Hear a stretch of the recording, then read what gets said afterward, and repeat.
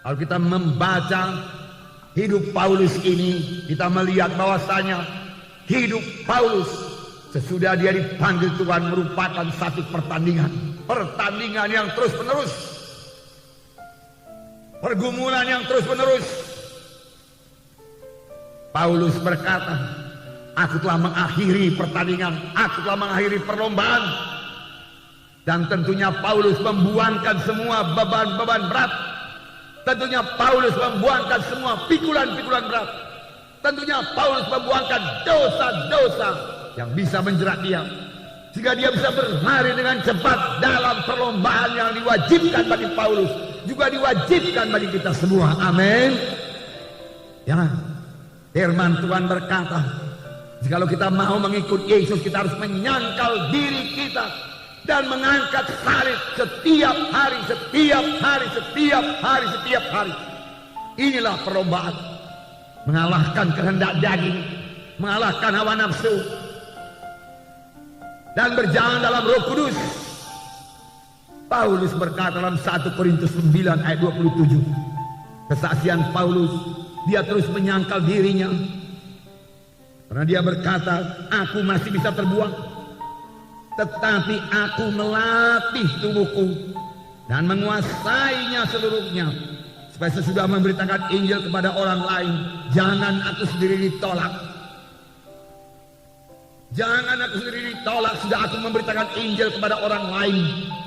Rupanya sesudah kita memberitakan Injil kepada orang lain, tetapi sesudah itu, hari-hari berikutnya, tahun-tahun berikutnya dari akhir hidup kita ini, kita pakai hidup dalam kehendak daging, maka Tuhan akan menolak kita. Paulus tidak mau hal itu terjadi kepadanya. Oleh sebab itu dia berkata, aku melatih tubuhku tunduk kepada Roh Kudus, dan aku menguasainya sepenuhnya. Kehendak dagingku tidak menguasai aku. Aku dan kuasa Roh Kudus menguasai kehendak dagingku, menguasai hawa nafsuku, menguasai kemarahanku, menguasai kemalasanku, jika aku boleh berlari-lari dalam panggilan Tuhan dalam hidupku dan sampai kepada maksud Tuhan. Inilah hidup Paulus yang penuh penyangkalan diri, yang berhasil. Itulah dia hidup Paulus yang perlu kita teladani, dan kita juga berhasil padaku. Bagaimana Paulus? Tidak ada yang mustahil, karena Roh Kudus yang ada pada Paulus adalah Roh Kudus yang ada pada kita sekarang ini. Amin, saudara. Mari kita teladani hidup Paulus ini. Mari kita teladani hidup Paulus. Amin. Haleluya. Mari kita membaca dalam Kisah Para Rasul 20 ayat 17 sampai 31. Inilah hidup Paulus, inilah hidup pelayanan Paulus. Pertama sekali dia katakan, dengan segala rendah hati aku melayani Tuhan. Dalam pelayanan itu aku banyak mencucurkan air mata, banyak mengalami pencobaan dari orang Yahudi yang mau membunuh aku. Paulus banyak mencucurkan air mata. Dan juga dikatakan Paulus melayani dengan segala kerendahan hati. Paulus rendah hati. Luar biasa wahyu yang telah diterima oleh Paulus. Pada jalan ke Damsyik dia bertemu dengan Yesus, mendengar suara Yesus. Kita sudah melihat dalam kisah rasul yang lalu.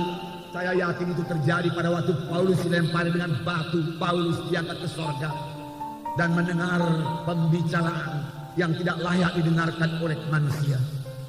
Paulus menerima ilham yang luar biasa daripada Tuhan. Paulus mengenal Tuhan Yesus. Paulus mengenal kehendak Tuhan dalam hidupnya. Paulus melayani dalam satu pelayanan yang sangat berkuasa, penuh dengan tanda jahit mujizat. Bahkan dikatakan kain-kain atau sabut tangan yang pernah dipakai oleh Paulus lalu dibawa kepada orang sakit, diletakkan atas orang sakit, lalu orang itu sembuh. Meskipun demikian, besarnya wahyu urapan yang dimiliki oleh Paulus, Paulus tetap rendah hati, bakal lembut hati. Dengan segala kerendahan hati aku melayani kamu, dengan banyak mencucurkan air mata aku melayani kamu. Sungguh-sungguh Paulus meniru Tuhan Yesus. Tuhan Yesus sendiri berkata, belajarlah kepadaku karena aku rendah hati. Karena aku lembut hati dan rendah hati, maka engkau akan mendapat sentosa bagi jiwamu. rendah hati. Rendah hati tidak sama dengan rendah diri. Rendah diri atau dikatakan oleh orang dunia ini minder, dia katakan merasa diri tidak layak, merasa diri lemah, merasa diri tidak sanggup. Itu bukan daripada Tuhan, dan itu bukan rendah hati. Itu rendah diri yang menyebabkan kita tidak bisa dipakai Tuhan kalau kita tidak mau keluar dari perasaan rendah diri kita tersebut. Tapi saya percaya Roh Kudus, firman Tuhan yang hidup, yang diurapi oleh Roh Kudus, bisa mengubahkan kita yang merasa rendah diri ini menjadi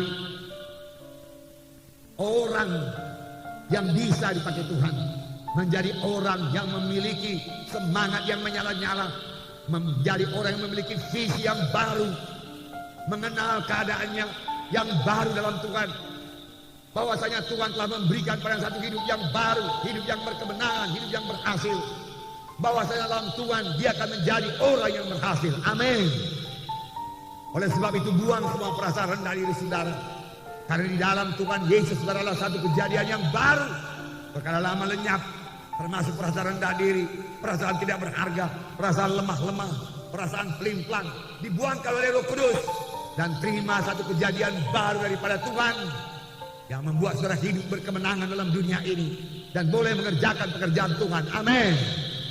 Puji Tuhan, Roh Kudus mau mengubahkan kita, saudaraku.